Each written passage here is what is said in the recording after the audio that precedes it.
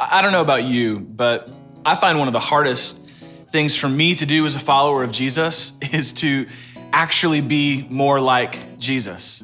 If I'm honest, it's easier for me to be more religious than it is more like Jesus. Go to more church services, read more Christian books, do more small group curriculum.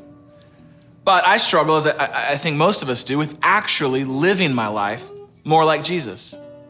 In fact, instead of having an extraordinary faith that can move mountains, it seems more often than not I have a faith that's ordinary. And it's better at making excuses than it is actually making a difference in our world.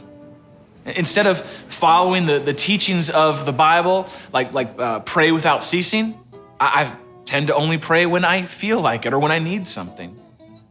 But perhaps one of the hardest parts for me, for all of us really, in trying to live like Jesus, is actually showing the love of Jesus to others. And why is that? Well, I think for us to truly show the love of Jesus to other people, we have to be willing to step out of the safety of our own world and step into the unknown spaces of theirs. That tension, that struggle to learn to live and love more like Jesus is really honestly what this book, Same Kind of Different as Me, is all about. And that's why I'm excited for the next 5 weeks to have the privilege of hosting this series and spending time with you, unpacking the stories and lessons found in it. Stories and lessons that will help each of us learn to live and love like Jesus. Now, truth is, your story and mine may not be as wild or outrageous as Ron Hall and Denver Moore's, but I do know this, that God has an adventure waiting for every single one of us. If, like Miss Debbie in the story, we are willing to step out in faith and let God transform us into a beautiful reflection and expression of Jesus in our world.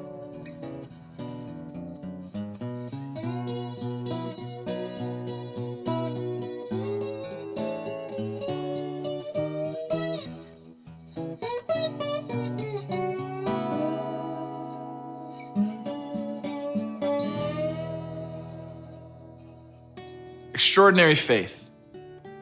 What does that look like? How do we get it, and how do we actually begin to live it? Well, there's a passage in the Bible found in the book of Hebrews, chapter 11, which may be familiar to you, that speaks to this kind of faith. Chapter 11 of the book of Hebrews is known as a cornerstone chapter, with verses that offer us a really clear message from God. I want to just recite to you Hebrews chapter 11, verse 1, so that we get a picture of this kind of extraordinary faith. Hebrews 11:1 says this, "Now faith is the substance of things hoped for and the evidence of things not seen." Things hoped for and things not seen. What does that mean? Well, another book, Webster's, defines faith as an unquestioning belief that does not require proof or evidence. That's a decent definition, but that doesn't really reflect the kind of extraordinary faith that God has created us for. The key to a biblical definition of faith is found in the two parts of Hebrews 11:1, substance of things hoped for and evidence of things unseen. In substance of things hoped for, we see a definition of faith that isn't nebulous or ambiguous or uncertain, but something that has weight to it, something that is reliable, something that we can actually have confidence in. And in that concept of evidence of things unseen, we look at the word evidence and we see that, unlike Webster's definition, there actually is evidence for faith.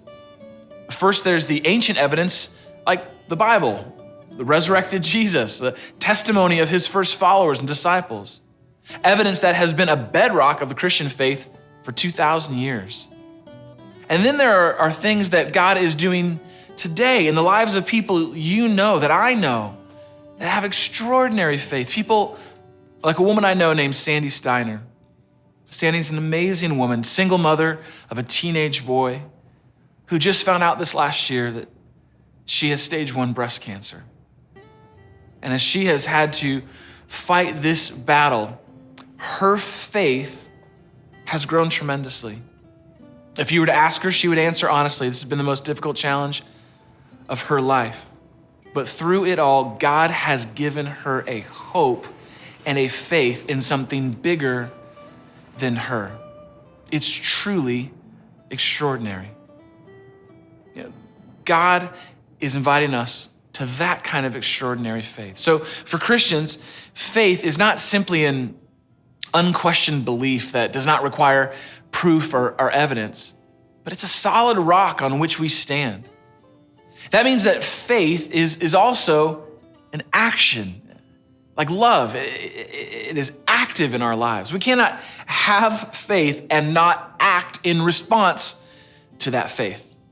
So that's faith. But what about extraordinary faith?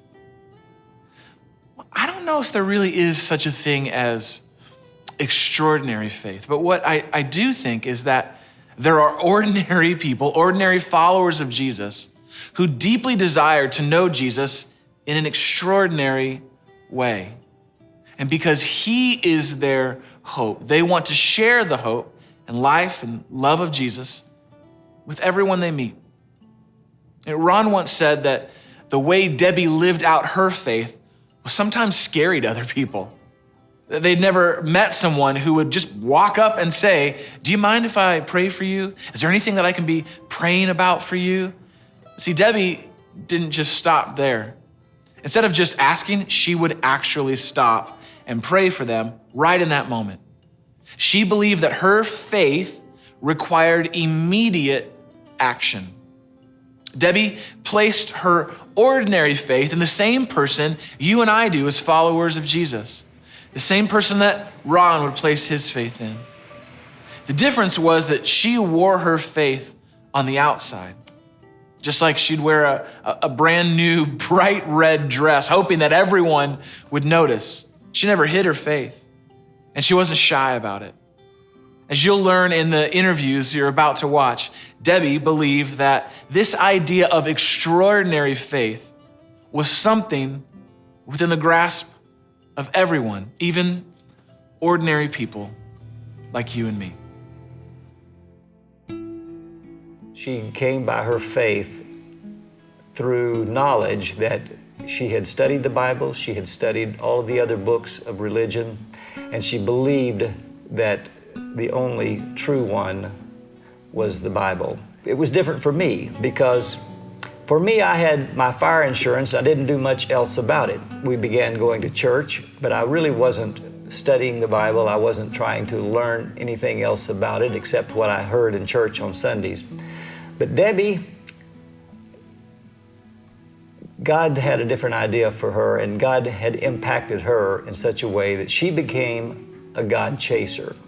And she decided that she would chase hard after God, and she sought and prayed every day to see his face. She was so excited about her faith that she wanted everybody to be as excited as she was. The way Debbie lived out her faith was sometimes scary to other people. They had never met someone who would walk up and say, do you mind if I pray for you? I believe something is going on that you need prayer about, or is there any way that anything I can be praying about for you? And then instead of just asking that, she would stop and pray with them right at that moment. And that was scary to a lot of people. But people began to love her and accept her for who she was, and they saw the evidence in her own life that through all of the normal things that go through in life, that she was able to deal with those in such a way because God and prayer was central to her life. I think the last few years of her life, she was doing such extraordinary things that God was preparing her to leave this earth and to give us a story to tell that would be an encouragement to others around the world. Because she was doing things that were so extraordinary that it was not normal for not Debbie or for not anyone else, the kinds of things that she was doing, the fearless attitude that she had, the way she was chasing hard after God, the way she sought and prayed to see the face of Christ every day.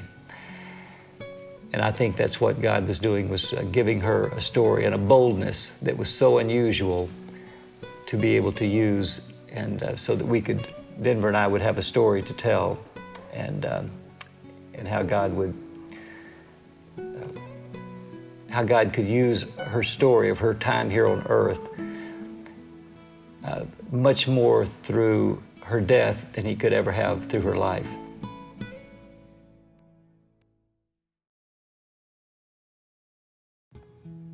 As you can tell from those interviews, we have two very different ideas about what faith is. Ron was quick to embrace faith, but really only on a just on Sunday sort of way. Debbie, however, really wanted to investigate and be sure that the evidence pointed towards Jesus. And once she was certain, she committed all the way, every day. Ron also told the story of his unfaithfulness in cheating on Debbie. And while her act of forgiveness is a topic for another session, the key to the next series of interviews is Ron's answer to Debbie's forgiveness. He promised her that he would do anything she asked for the rest of his life. And as you'll see in this next interview, this act of faithfulness would require more of him than he could have possibly imagined.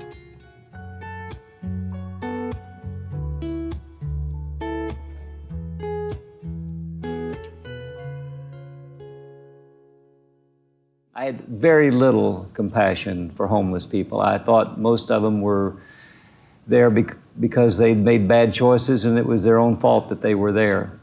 But my wife, Deborah, had a great love for and a lot of compassion for the down and outers, whether they were just poor or homeless or whether they were AIDS babies or patients. And that was something that she greatly loved. And in our marriage, I had an affair, and she forgave me for that affair. And I promised her that for that forgiveness, I would do anything she asked me for the rest of my life and the rest of our lives together. And one night she had a dream about a particular homeless man in the inner city of Fort Worth. And in this dream, this was a poor man who was wise, and by his wisdom, our city would be changed. And so she asked me if I would go with her into the inner city to find this man. And we began feeding homeless people at the Union Gospel Mission in downtown Fort Worth, which was nothing but more just a flop house soup kitchen kind of place.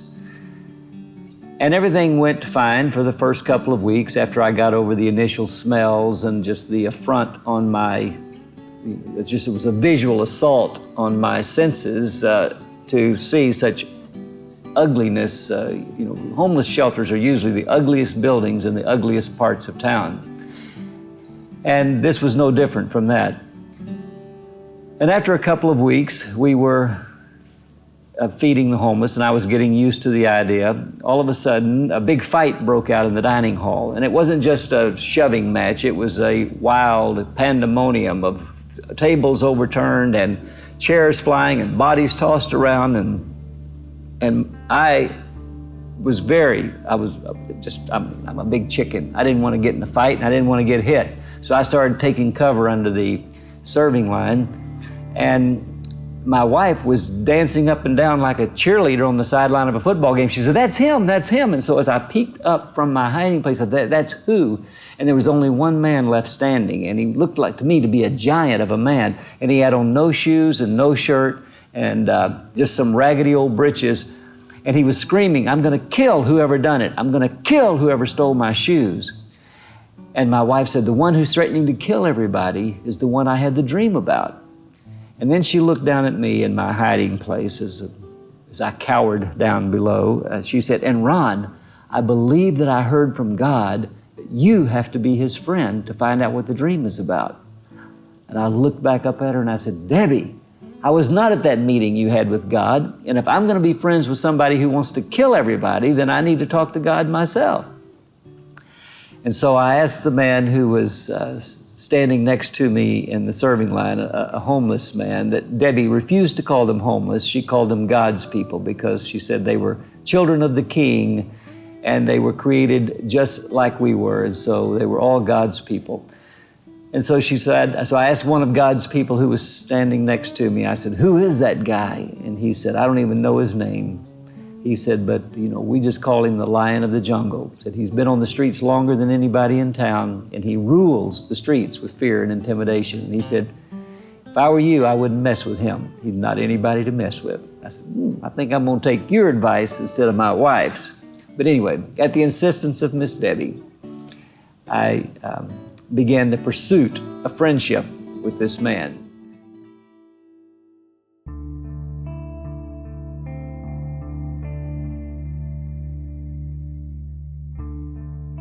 What an extraordinary beginning to this story, right?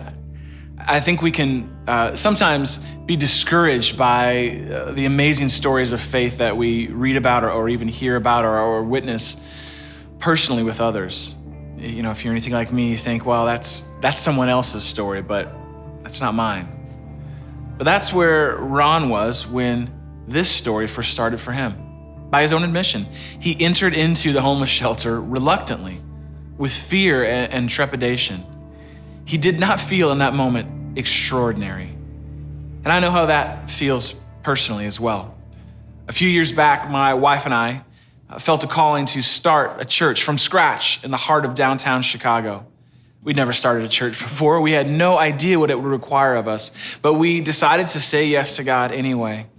So we started a church in a big city in the middle of a big recession. And while I think I understood the concept of faith, I don't know if I ever experienced it like this in my life before. We found ourselves on our knees, begging and pleading and trusting God like never before. There wasn't a day that our heads hit the pillow that we did not feel completely out of our element and trusting God like ever before. I think the point of faith is that by its very definition, it takes you beyond the ordinary. To have faith, you must believe in something greater than yourself. Debbie recognized this, and in response was determined to follow Jesus wherever he led her. And as Ron began to step out in faith, the same thing began to happen in his life. So how can we move from an ordinary, maybe even safe faith to an extraordinary faith? A couple thoughts. First, we need to embrace faith fully. No half measures, no trying to maintain control. Faith is by its very nature only as strong as the thing we put our faith in.